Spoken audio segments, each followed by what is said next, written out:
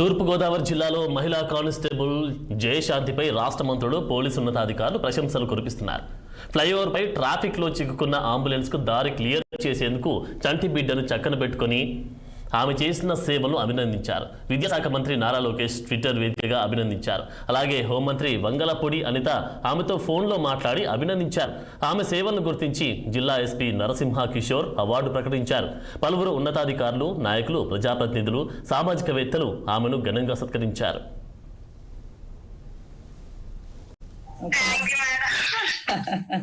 ఇందుకు కొడుక కూతురా నీకు నీ చేతిలో ఉన్న వాళ్ళు?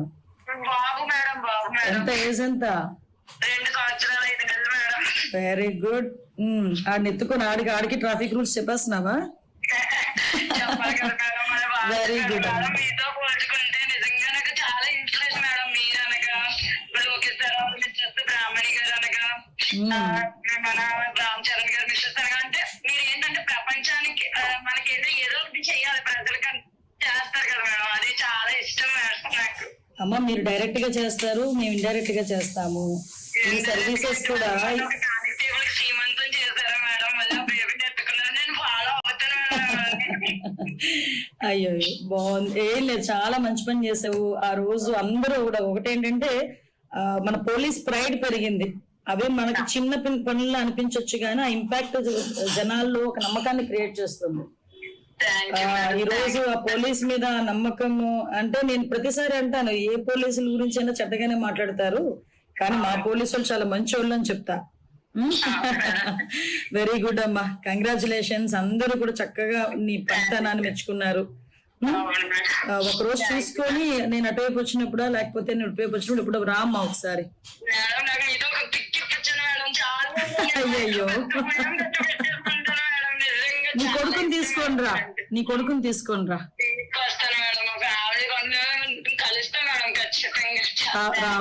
రామ్మా డెఫినెట్ గా రా ఒకసారి. ఏం చేస్తుంటారు మీ ఆయన? ఏం చేస్తుంటారు? ఓ గుడ్ గుడ్. ఎక్కడ చేస్తున్నారు? ఆయన పల్నాడులో చేస్తున్నారు మేడం. అంటే పల్నాడు డిస్ట్రిక్ట్ నాగార్జున సాగర్ లో చేస్తున్నారు మేడం. ఓకే ఓకే ఓకే అమ్మా, మేడం తప్పకుండా రండి, ఇద్దరు రండి. వస్తాం మేడం. బాబు తీసుకొని రండి. నేను మిమ్మల్ని కలవడానికి చాలా సార్లు ట్రై చేస్తాను మేడం. స్పౌజ్ కోసం అనేసి చాలా సార్లు వచ్చాము. నేను స్పౌజ్ కోసం కన్నా ఎక్కువ మీతో పిక్ కోసం వచ్చిన మేడం. నేను తప్పకుండా కాల్ చేశాను మేడం. Happy madam. 22nd నేను విజయవాడలో ఉంటానమ్మా, వీలైతే రండి ఆ రోజు. Thank you madam. వస్తాను మేడం. ఓకే.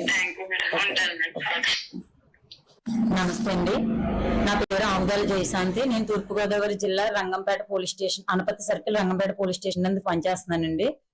నేను శనివారం నా డ్యూటీ ముగించుకుని ఇంటికి వెళ్తుండగా సామర్లకోట కాకినాడ మధ్యలో ట్రాఫిక్ జామ్ అవడం జరిగిందండి.